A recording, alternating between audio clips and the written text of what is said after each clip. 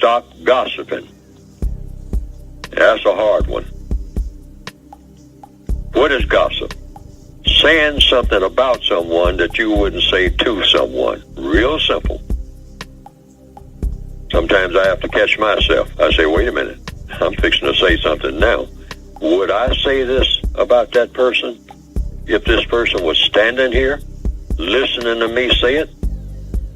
And if the answer is no, then I cannot say it. That is the test for gossip.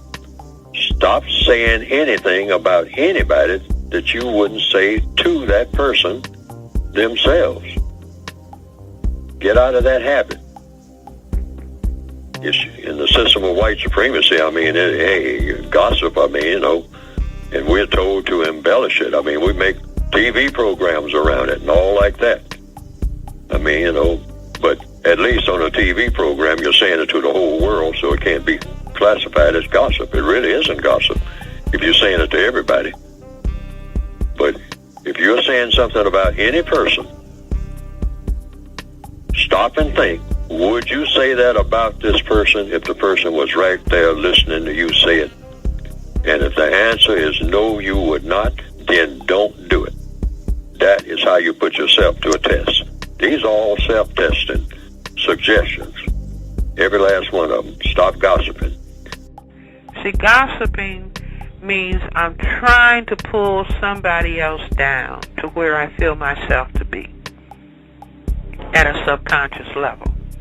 So on a 0 to 10 scale, 10 is high, and my self-liking, self-respect score is 3. I will find myself carrying gossip, trying to demean and degrade somebody. If my self-respect score gets to be 8, 9, 10, it won't even occur to me to carry gossip.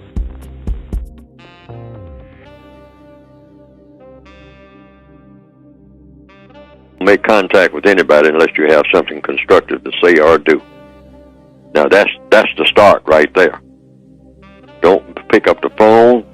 We got fast communications now, faster than we ever had before, where we can just pick up a cell phone and call anybody, anywhere in the world. Okay? But what are we talking about when we do it? Every conversation after you get off the phone should be like a breath of fresh air. Now, you got millions of black people right now on the phone. I pass them on the sidewalk. I have a cell phone. I very seldom use it. Very seldom. And for a very logical reason. Very seldom do I have anything constructive to say. Something guaranteed that's going to be constructive. No calling anyone just for chit-chat. That's got to stop. Well, I just call you up to, well, what do you call me for? And so the person that you were calling, they weren't thinking about anything either. They don't have anything constructive to say. And so now you start engaging in just what they call idle chit-chat, and that is fatal for black people. Period. It has not worked because it leads to what you call what? Idle talk that leads to what? Gossip, for one thing. Mm-hmm. You start saying things about people that you wouldn't ordinarily say if the people were listening. So what do? You sit there in silence unless you have something constructive to say. You can be in contact with people, but just sit there. Be the one person in the group who says absolutely nothing until you can think of something constructive to say. If they want you to say something and you haven't thought of anything constructive to say, you simply say, I'm thinking. I'm listening to you all talk, and while you all are talking, I'm thinking. And when I have something constructive to say, I'll say it. But right now, I'm just listening to everybody sitting here in the group talking. You don't prevent them from talking, and you're not being antisocial because you're there. Right. So you just sit there and let them talk. Let them talk for an hour. You be the quiet one until you think of something constructive to say. And when you think of something constructive to say it. And if you don't think of anything constructive to say, just sit there. And if you want to interject something into the conversation, you ask for permission. You say, Carolyn, or whatever, you know, or Keisha, or whatever the names are, do you want my opinion?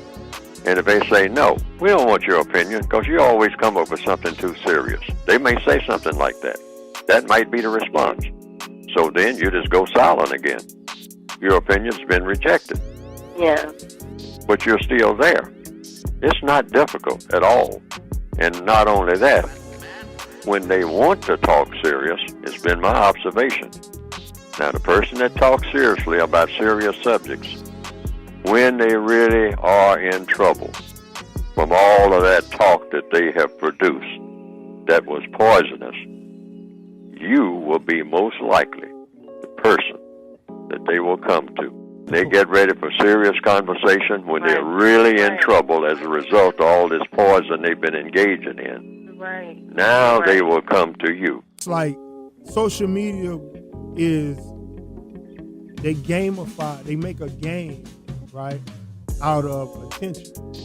You know what I mean? So how many likes, whatever, and all of these is things that we programmed as human beings to, we very susceptible to that. You know what I mean? And so they made a video game of it called Your Page. You know what I mean? And you don't realize you playing video games all day, but it's like, oh, let me see what else, you know, gonna come up. You know, what's gonna pop up. All of that is giving them it's a little endorphin, you know, little squirt, like, you know, like a lab rat. And we get addicted to this. You know, I was just talking to the homies the other day about the first thing a lot of us do in this social media world is we wake up and we check social media. We wake up, check Facebook, we check Instagram before we check anything internal. You know, we say we want to meditate more and whatever, but we get our first 10, 30 minutes to the social media instead of sitting down, breathing, and giving thanks, you know, for the day. We got the time. It's just priorities is the issue. So, but it's not a judgment, but it's more a statement of, you know, these companies have invested billions of dollars in researching human behavior and creating these systems. You know what I mean? So that you paying attention, so that you can be sold things and controlled consumer-wise. Yeah. So it's our job to just know what the game is, you know, and create buffers. You know what I mean? Meditate first. Before you do anything else, give thanks, meditate, get your, you know, tune into your internet, you know what I mean? And then use it to network, you know what I mean? Use it as part of your business. Use it to, you know, have community through a digital space. But just, you know, always pimp the system. Don't let the system pimp you. Is political correctness killing the entire hip-hop rhetoric? No, I don't think it is. I don't think you have to be that politically correct. I mean, there's people that are, but at the end of the day, you can still in our genre pretty much say what you want to say and get away with it. Because you see people getting outraged by every single remark that goes on social media. You see, for example, Kanye West, you know, ranting, and then, you know, like hundreds of thousands of millions of tweets of people just, you know, calling him down because of that. I think people are now experiencing the fact that you can be in the thoughts of those hundreds of thousands of people. I tell people all the time, if something like this happened before the internet, these same conversations were going on across every barbershop USA. It's just that you couldn't hear them, right? It was a conversation amongst 10 people, 15 people, whoever was in the barbershop at the time. All of those opinions.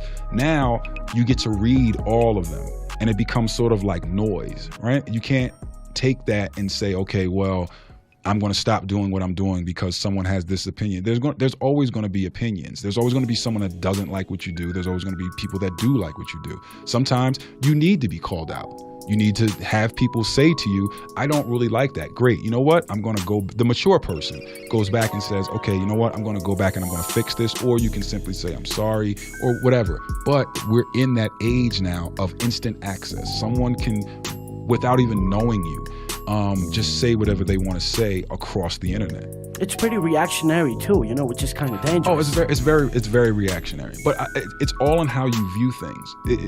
I don't like it when my children or my students refer to people on their page as their friends. I'm like, they're not they're followers. They're people who want to follow whatever you're putting up. Your friend is someone that you interact with on a daily basis. That's another thing that I find this generation needs help with, is human interaction. Just go outside and meet people, right? Versus digitally or virtually meeting people and having these conversations. You just have to understand what that is. There's a great power in that I can now connect with someone who I probably physically won't be in a room with, or then once I've recognize that person online, I can then go meet that person. Right. But recognize what the word friend really means. That's someone that knows you, or the vibe that we get just from sitting in the same room and having eye contact and those type of things are the things physicality of it all, you know, of actually meeting people. You may get in front. There may be someone who you get along with online and you get in front of them and you don't like that person,